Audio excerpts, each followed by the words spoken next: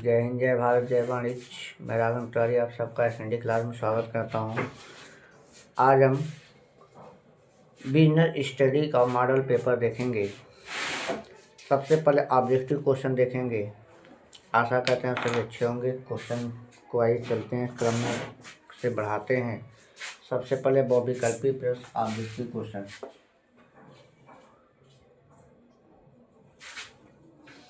बहुविकल्पी प्रश्न में पहला क्वेश्चन है, हेनरी फ्योल का जन्म हुआ था। हेनरी फ्योल का जन्म हुआ था। ऑप्शन ए है इंग्लैंड।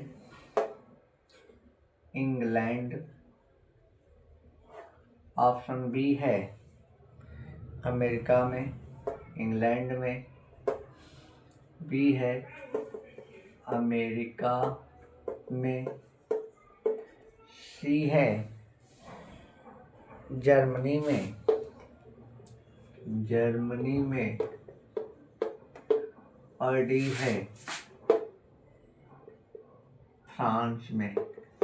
हमें पता है हेनरी फ्योल फ्रांस के निवासी थे, इसलिए उनका जन्म कहाँ हुआ था? फ्रांस में। ऑप्शन नंबर डी इसका करेक्ट आंसर। दूसरा क्वेश्चन की तरफ चलते हैं, क्रम को बढ़ाते हैं। दूसरा क्वेश्चन का नियोजन होता है। नियोजन होता है। ऑप्शन ए दे रहा है इसका अल्पकालीन।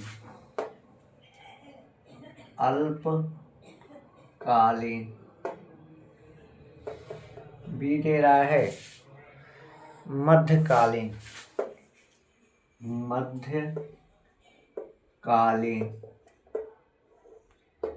सी दे रहा है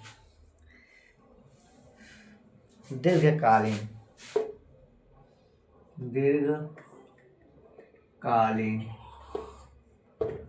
और डी कह रहा है सभी अवधियों के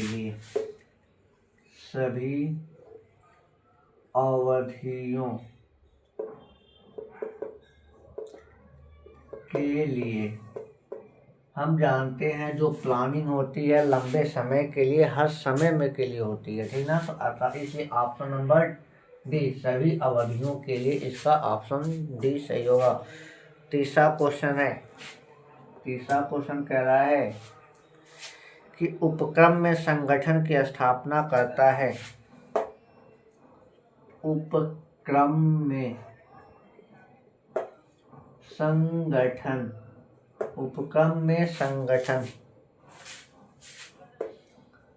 की स्थापना करता है। ए कौन करता है? उच्च प्रबंध। बी है मध्य प्रबंध। सी है निम्न प्रबंध। और डी है संचालक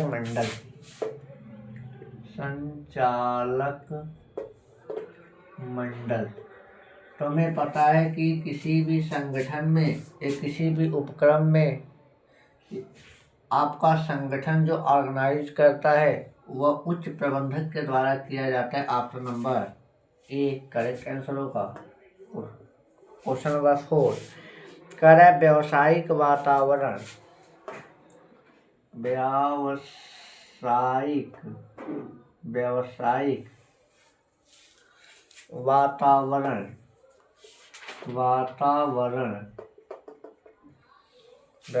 वातावरण का अध्ययन नहीं है।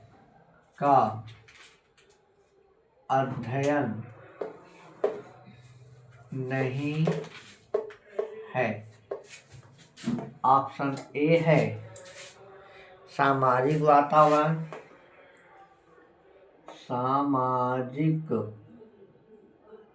सामाजिक वातावरण। ऑप्शन बी है आर्थिक वातावरण।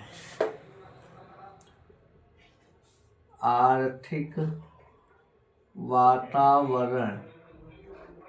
ऑप्शन सी है कानूनी वातावरण। कानूनी वातावरण। और ऑप्शन डी है पूंजी उत्पादन अनुपात।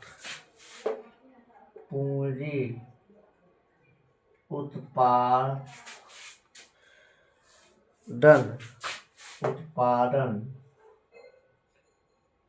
अनुपात। हमें पता है सामाजिक वातावरण भी आर्थिक व्यावसायिक वातावरण के अंग हैं। आर्थिक वातावरण भी व्यावसायिक वातावरण के अंग है। वैधानिक वातावरण जिसको कानूनी वातावरण भी कहते हैं यह भी व्यावसायिक वातावरण के अंग है। लेकिन पूंजी उत्पादन अनुपात ये आपका वातावरण से संबंधित नहीं होता है, ठीक है। इसलिए option number D correct answer होगा। क्वेश्चन नंबर 5 की तरफ आते हैं। क्वेश्चन नंबर 5 कह रहा है निम्न में से कौन सी नेतृत्व शैली का एक व्यापारिक उपक्रम के लिए अनुपयुक्त मानी जाती है। निम्न में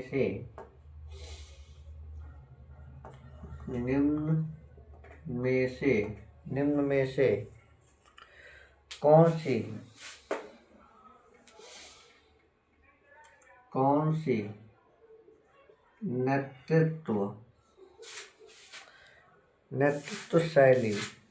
नेतृत्व शैली एक व्यापारिक उपक्रम के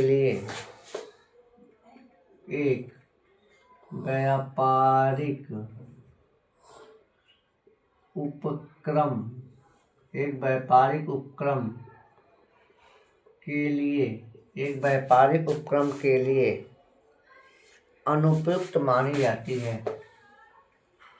अनुपयुक्त मानी जाती है। ऑप्शन ए है परामर्शदात्री।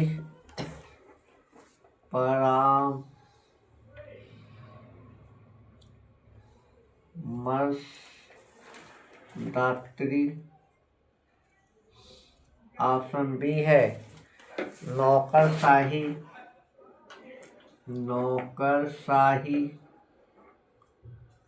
ऑप्शन सी है सहभागी समूह शैली। सहभागी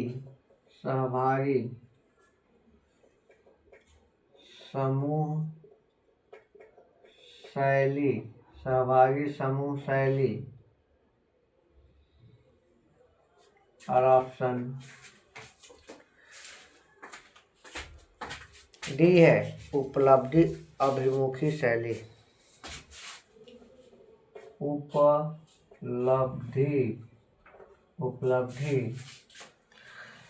अभिमुखी शैली।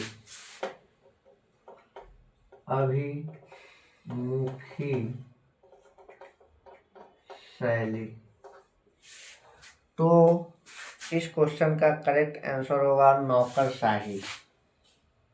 मतलब ऑप्शन नंबर बी इसका करेक्ट आंसर होगा नौकरशाही। क्वेश्चन नंबर 6 की तरफ आते हैं।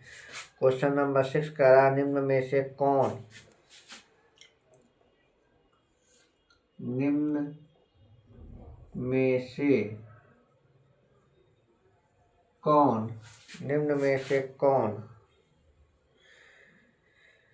नियंत्रण की प्रक्रिया में सम्मिलित है। कौन नियंत्रण की प्रक्रिया में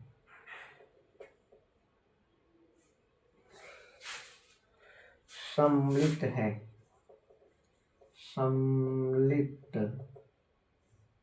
है।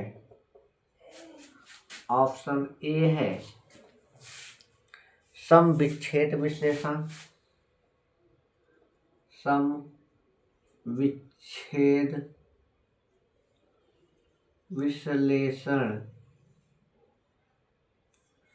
ऑप्शन बी है। ऑप्शन बी है सतत एवं व्यवस्थित प्रक्रिया। सतत एवं व्यवस्थित प्रक्रिया ऑप्शन सी है।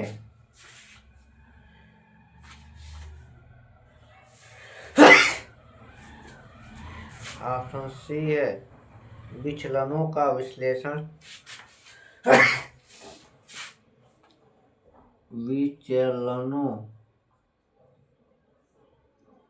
का विश्लेषण। और ऑप्शन डी है प्रबंधकीय अंकेक्षण। प्रबंधकीय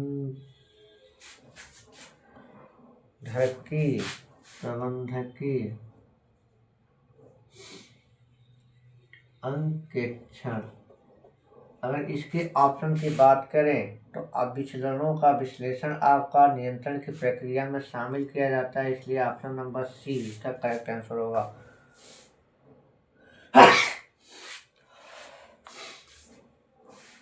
देख लें, अब चल रहे क्वेश्चन नंबर 7 की तरफ।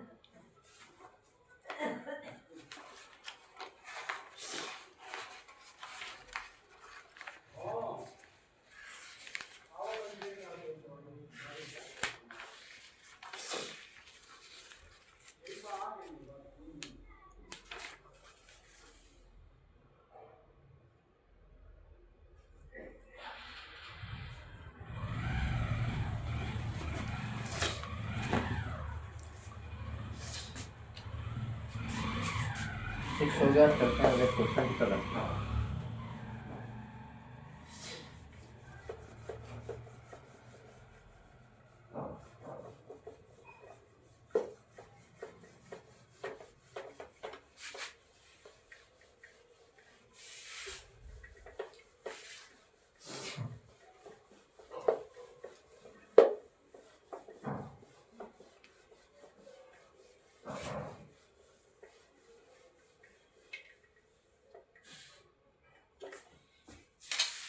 चलिए चलते हैं क्वेश्चन नंबर 7। क्वेश्चन नंबर 7 कह रहा है निम्नांकित में से कौन सी निम्नांकित में से कौन सी निम्नांकित में से कौन सी प्रशिक्षण की विशेषता नहीं है। प्रशिक्षण की विशेषता नहीं है। आइए ऑप्शन देखते हैं। ऑप्शन कह रहा है सीखने की प्रक्रिया, सीखने की प्रक्रिया। ऑप्शन बी है सतत एवं व्यवस्थित प्रक्रिया, सतत एवं व्यवस्थित प्रक्रिया। ऑप्शन सी है लक्ष्य अभिमुख प्रक्रिया, लक्ष्य अभिमुख प्रक्रिया। और ऑप्शन डी है स्वाभाविक प्रक्रिया, स्वाभाविक प्रक्रिया। अगर इसमें प्रशिक्षण की विशेषता के अंतर्गत रखें तो स्वाभाविक प्रक्रिया को नहीं रखते, ठीक ना। इसलिए ऑप्शन नंबर डी इसका करेक्ट आंसर होगा। क्वेश्चन नंबर 8 कह रहा है निम्न में से कौन सा सिद्धांत संगठन का सिद्धांत नहीं है। निम्न में से कौन सा सिद्धांत संगठन का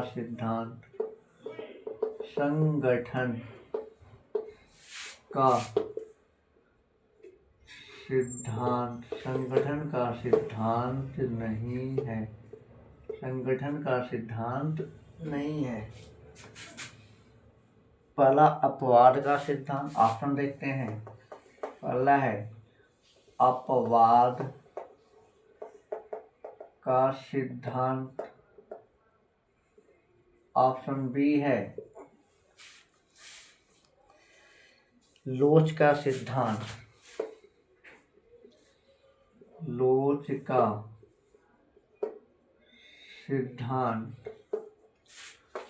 ऑप्शन सी है विशिष्टीकरण का सिद्धांत,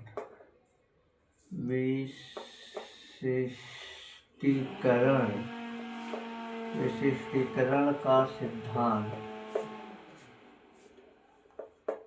और ऑप्शन डी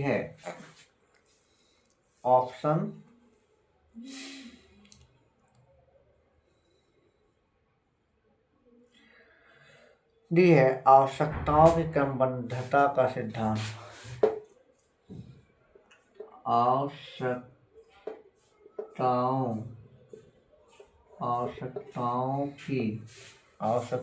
की क्रमबद्धता का सिद्धांत।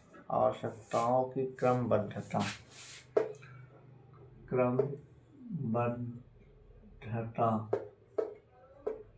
का सिद्धांत। अगर हम संगठन के सिद्धांत की बात करें तो अपवाद का सिद्धांत, लोच का सिद्धांत, विशिष्टीकरण का सिद्धांत तीनों आते हैं। इसमें आवश्यकता की क्रमबद्धता का सिद्धांत नहीं आता क्योंकि यह आवश्यकता से संबंधित सिद्धांत है। इसलिए ऑप्शन नंबर डी इसका करेक्ट आंसर होगा। क्वेश्चन नंबर 9 कह रहा है निम्न में कौन भर्ती का बाह्य स्रोत है। निम्न में से कौन भर्ती का बाह्य स्रोत है। ए है विज्ञापन,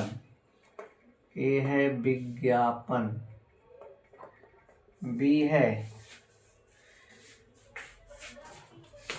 प्रोन्नति,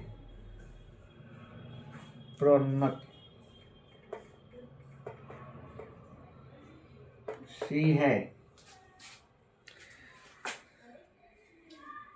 बाह्य स्रोत नहीं है, बाह्य स्रोत नहीं है।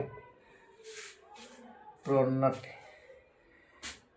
अगला है शिक्षण संस्थान। शिक्षण संस्थान और ऑप्शन नंबर डी है रोजगार कार्यालय। रोजगार कार्यालय। रोजगार कार्यालय, प्रशिक्षण संस्थान और विज्ञापन, ये सभी क्या है? बाह्य स्रोत है। आंतरिक स्रोत में पदोन्नति, जिसको प्रमोशन कहते हैं, यह नहीं है, क्योंकि बाह्य क्या कहते हैं, पदोन्नति आपका आंतरिक सिद्धांत के अंतर, आंतरिक स्रोत के अंतर्गत आता है। इसलिए option number B correct answer है। Question number 10। क्वेश्चन नंबर 10 का निम्न में से कौन कार्य निम्नलिखित में से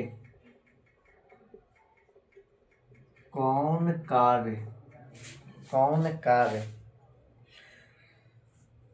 पर प्रशिक्षण विधि नहीं है? कौन कार्य पर प्रशिक्षण विधि नहीं है? प्रशिक्षण विधि नहीं है। ऑप्शन ए है शिक्षुत प्रशिक्षण। शिक्षुत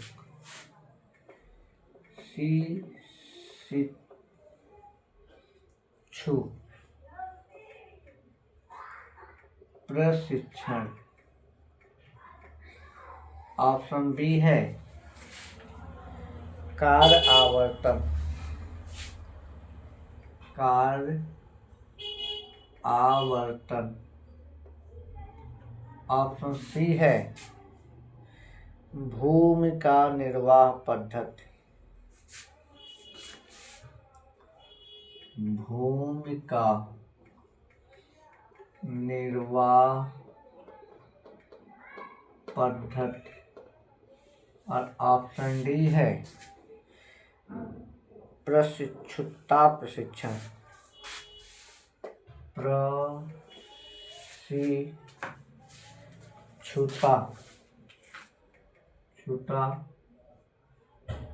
प्रशिक्षण। अगर हम कार्य पर प्रशिक्षण विधि में न रखें तो भूमिका निर्वाह पद्धति, ऑप्शन नंबर सी जो है करेक्ट आंसर होगा। ठीक, इसी के साथ मेरा ऑब्जेक्टिव क्वेश्चन समाप्त हुआ। अब चलते हैं अति लघु उत्तरीय प्रश्न। अति लघु उत्तरीय प्रश्न।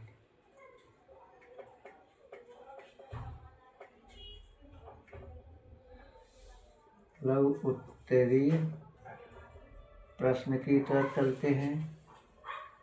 तो इसमें 11 नंबर क्वेश्चन कर रहा है, नियुक्तिकरण से क्या आशय है? नियुक्तिकरण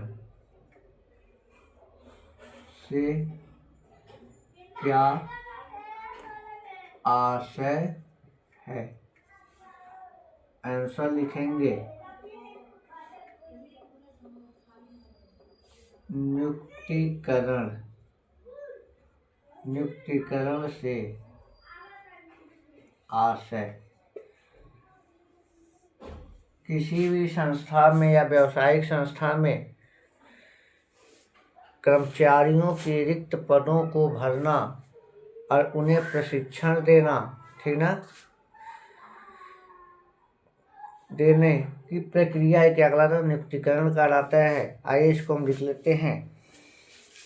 नियुक्तिकरण से आशय उस प्रक्रिया से है। नियुक्तिकरण से आशय उस प्रक्रिया से है, उस प्रक्रिया से है जिसके माध्यम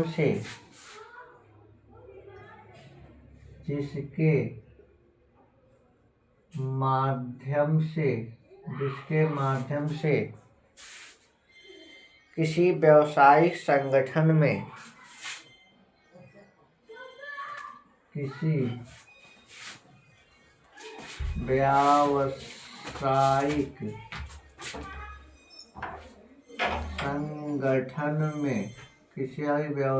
संगठन में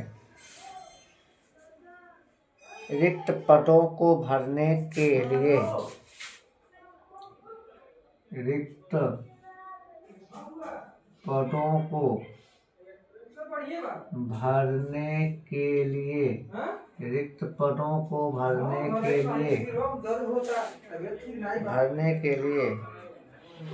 सही व्यक्ति का चयन करने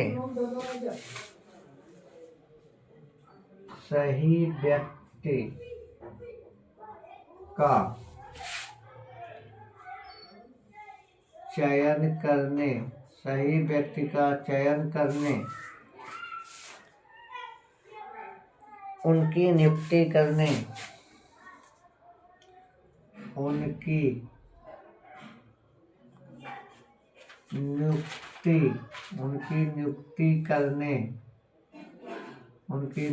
करने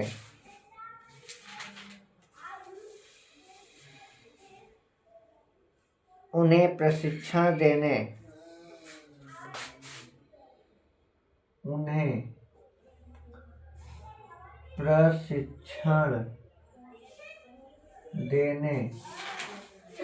एवं उनका विकास करने संबंधित कार्य किए जाते हैं। उनका विकास करने संबंधित कार्य किए जाते हैं। ठीक है, मतलब किसी संगठन में कर्मचारियों के जो रिक्त पद हैं उनको भरने के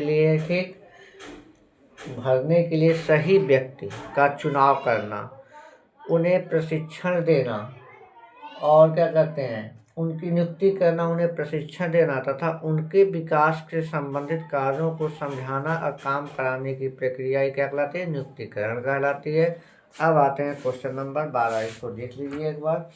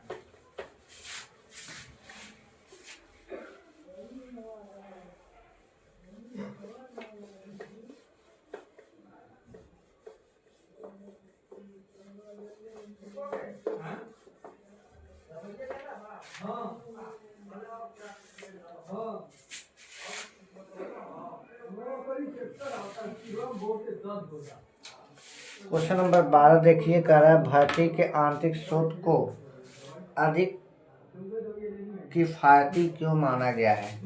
क्वेश्चन नंबर 12 कह रहा है भर्ती के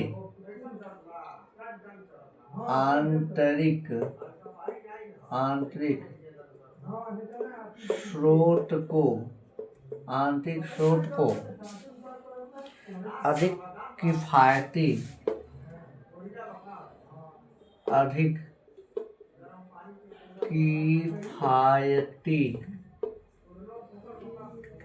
क्यों माना गया है। सीधे सीधे पूछ रहा है जो भर्ती के इंटरनल स्रोत हैं, आंतरिक स्रोत, उन्हें क्या कारण है कि हम मानते हैं कि वो बहुत किफ़ायती हैं, ठीक है, मतलब सीधे तौर पे आंतरिक स्रोत के लाभ पूछ रहा है, ठीक ना। तो आइए शब्द को केवल घुमाया है, तो सबसे पहले भर्ती के आंतरिक स्रोत लिखते हैं क्या।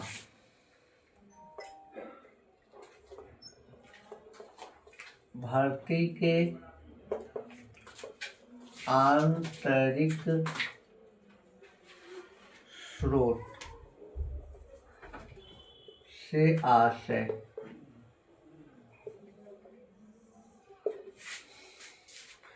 भर्ती के आंतरिक स्रोतों से आशय उन स्रोतों से है।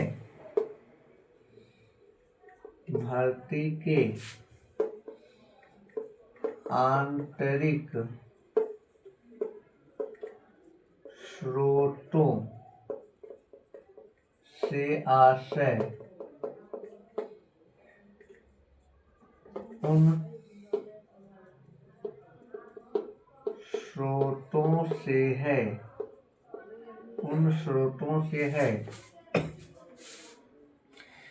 जिनमें कर्मचारियों की भर्ती, जिनमें कर्मचारियों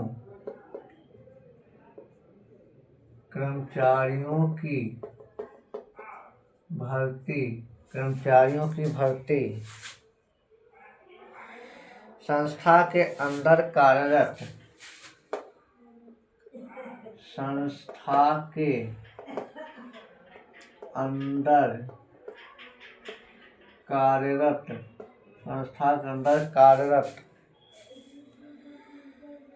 व्यक्तियों से ही की जाती है। कार्यरत व्यक्तियों से ही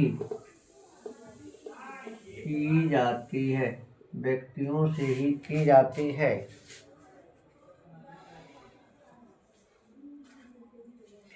भर्ती के आंतरिक स्रोतों में की जाती है। भर्ती के आंतरिक स्रोतों में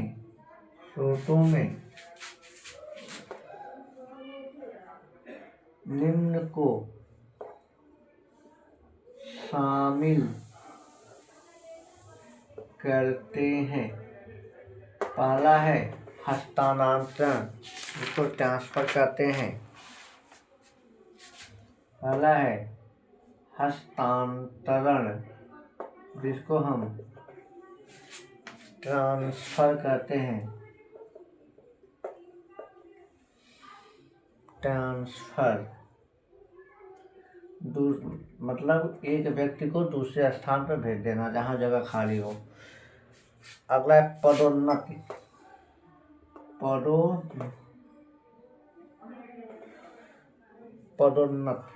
प्रमोशन मतलब नीचे स्तर से उच्च स्तर की ओर ट्रांसफर कर देना संस्था के अंदर ही। प्रमोशन।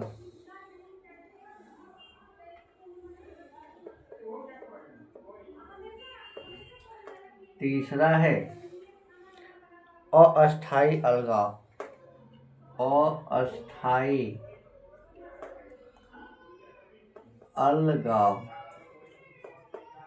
लॉ ऑफ मतलब किसी विभाग में अधिक व्यक्ति हैं, दूसरे विभाग में कम व्यक्ति हैं, तो अधिक वाले विभाग से कम वाले विभाग में व्यक्ति को कुछ समय के लिए हस्तांतरित कर देना, यह अस्थायी अलगाव कहलाता है। इस 3 तरीके से आंतरिक स्रोत में के माध्यम से किसी पद को भरा जाता है, ठीक ना। अब आइए आंतरिक स्रोत, भर्ती के आंतरिक स्रोत के लाभ लिख लेते हैं। भर्ती के आंतरिक स्रोत के लाभ निम्नलिखित हैं, जिसके कार्य से किफायती मानते हैं। पहला है कार्य कुशलता में वृद्धि। कार्य कुशलता में वृद्धि। इसके माध्यम से कार्यों में वृद्धि होती है अधिक। अगला है कम खर्चीला। कम खर्चीला, ये कम खर्च में काम करता है। अगला है श्रम परिवर्तन दर में कमी। श्रम परिवर्तन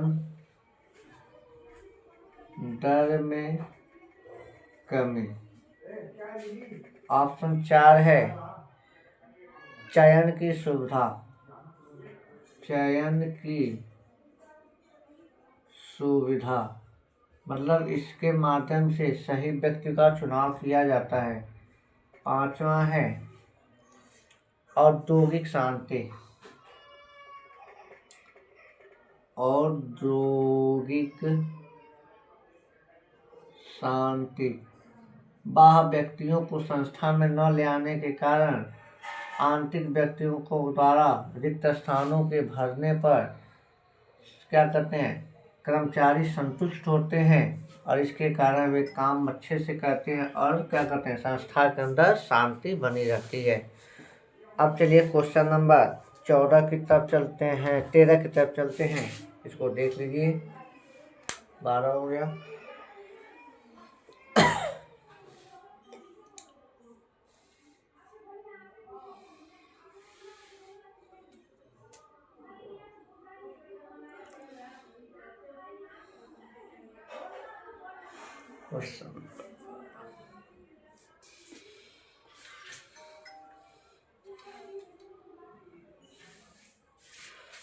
क्वेश्चन नंबर 12 हो गया। क्वेश्चन नंबर 13 की तरफ चलते हैं।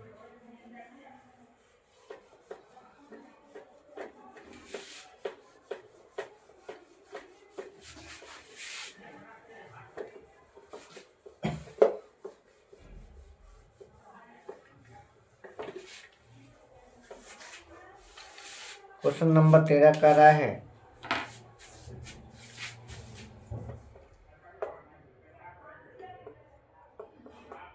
नेतृत्व की कौन सी व्यवस्था, नेतृत्व की कौन सी व्यवस्था तब तक शक्ति का प्रयोग पर विश्वास नहीं करती, तब तक शक्ति के प्रयोग पर विश्वास नहीं करती जब तक कि यह बहुत आवश्यक न हो। जब तक कि यह बहुत अधिक आवश्यक न हो। तो ऐसी व्यवस्था के अंतर नेतृत्व की जो ऐसी व्यवस्था है, लोकतंत्रात्मक व्यवस्था है, जो शक्ति का प्रयोग तभी करेगी जब बहुत ही जरूरत होगी शक्ति का प्रयोग करना किसी संस्था के अंतर्गत। तो लिखेंगे नेतृत्व की लोकतांत्रिक व्यवस्था, नेतृत्व की लोकतांत्रिक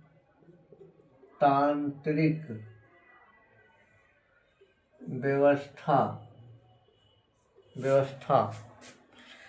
तब तक शक्ति का प्रयोग पर विश्वास नहीं करती, तब तक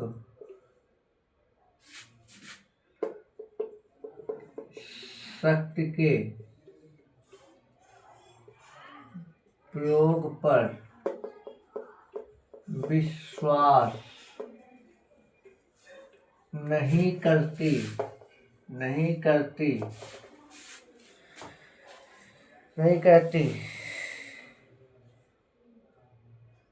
जब तक कि यह बहुत आवश्यक नहीं करती, जब तक कि जब तक कि यह बहुत आवश्यक न हो। आवश्यक न हो मतलब जब बहुत आवश्यक होगा तभी शक्ति का प्रयोग किया जाता है लोकतांत्रिक व्यवस्था के अंतर्गत। क्वेश्चन नंबर 14 कह रहा है व्यावसायिक वातावरण को परिभाषित कीजिए। व्यावसायिक वातावरण को परिभाषित कीजिए। आंसर देखिए व्यावसायिक वातावरण से आशय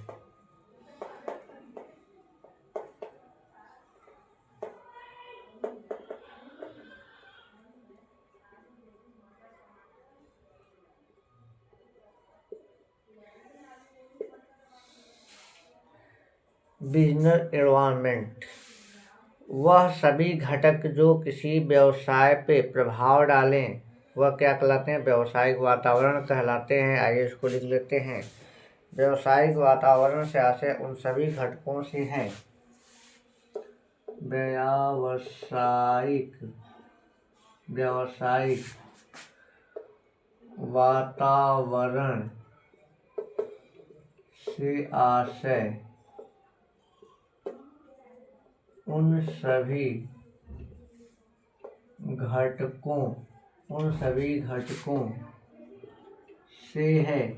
सभी घटकों से है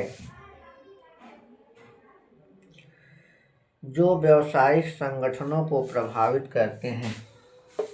जो व्यावसायिक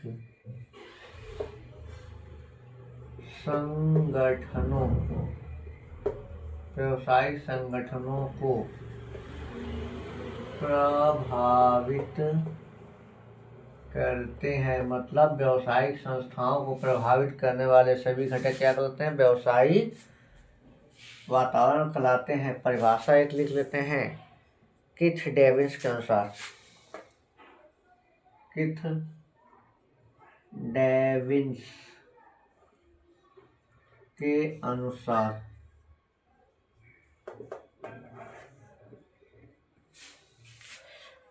व्यावसायिक वातावरण सभी स्थितियों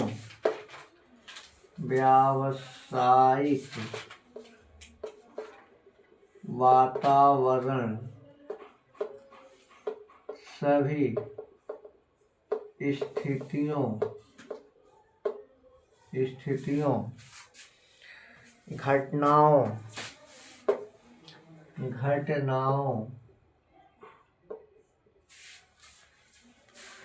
और प्रभावों का योग है।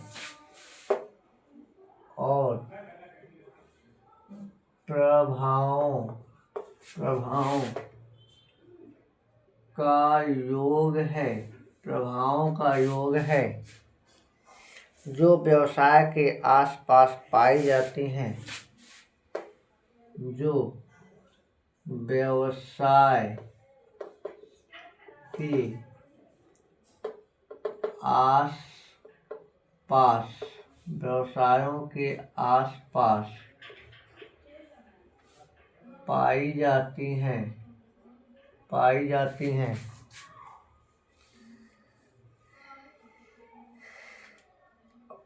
और उसे प्रभावित करती हैं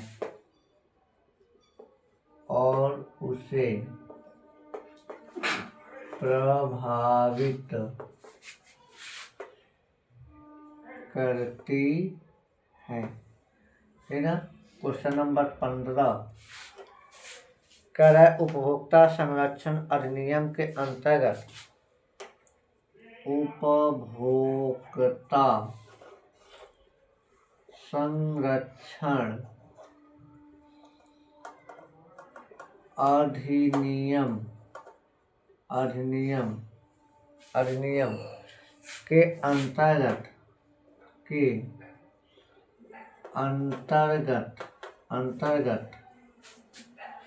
उपभोक्ताओं को उपलब्ध 2 छूट लिखिए। उपभोक्ताओं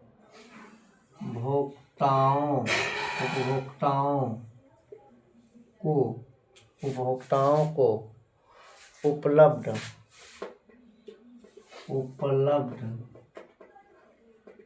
दो छूट लिखिए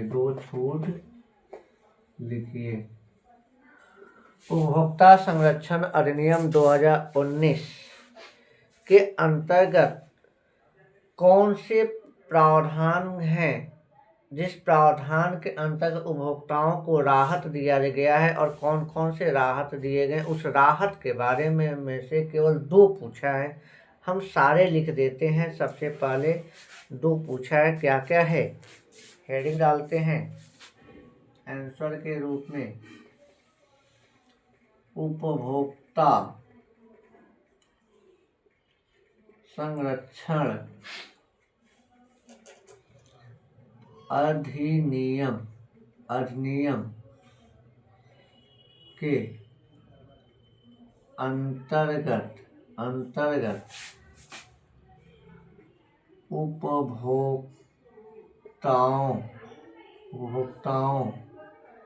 को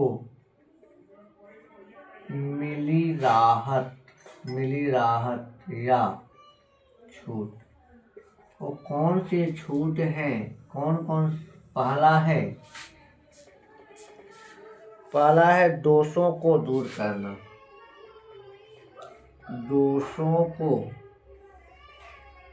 दूर करना। अगर किसी भी प्रकार का दोष पाया जाता है उपभोक्ता की सामग्री में और उपभोक्ता के द्वारा शिकायत किया जाता है, तो जांच पड़ताल करने के बाद अगर दोष सिद्ध होता है तो दोष को दूर करने का कार्य उपभोक्ता संरक्षण अधिनियम का होता है। ठीक है, अगला है कीमत की वापसी। दूसरा है कीमत की वापसी। अगर गलत पैसे देके गलत सामान मिला है या पैसा देके गलत सामान मिला है तो कीमत को वापस पाने का अधिकार उपभोक्ता को दिया गया है। तीसरा है वस्तुओं को बदलना।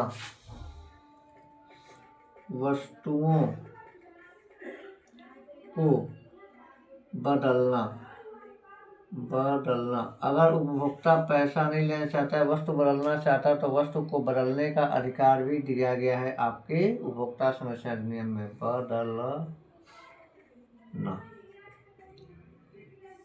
तीसरा या चौथा है जोखिम पूर्ण वस्तुओं की बिक्री पर रोक।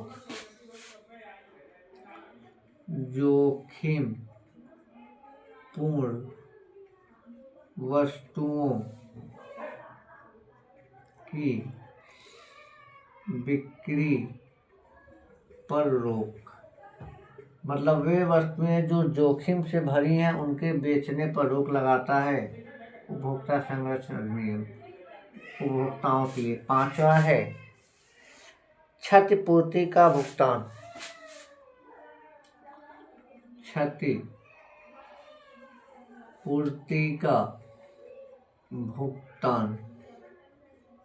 अगर उपभोक्ता के वस्तु को नुकसान पहुंचता है या उपभोक्ता के वस्तु के प्रयोग करने से कोई हानि होती है तो उसके प्रति जो क्षतिपूर्ति बनती है उसको प्राप्त करने का अधिकार आपका उपभोक्ता संरक्षण अधिनियम के अंतर्गत दिया गया है। 6वां है अनुसूचित प्रतिबंधित व्यापार व्यवहार पर रोक।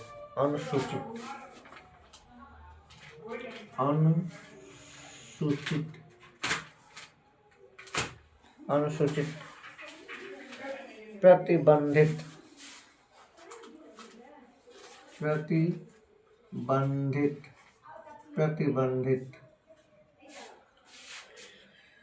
व्यापार व्यवहार पर रोक। व्यापार व्यवहार पर रोक। 7वां है पर्याप्त लागत का भुगतान। पर्याप्त लागत का भुगतान। 8वां है सेवा में कमी को दूर करना। सेवा में कमी को दूर करना। और 9वां है जोखिमपूर्ण वस्तुओं को बाजार से हटाना। जोखिमपूर्ण वस्तुओं को बाजार से हटाना। ये उपभोक्ता को मिलने वाली राहत है उपभोक्ता संरक्षण अधिनियम के अंतर्गत।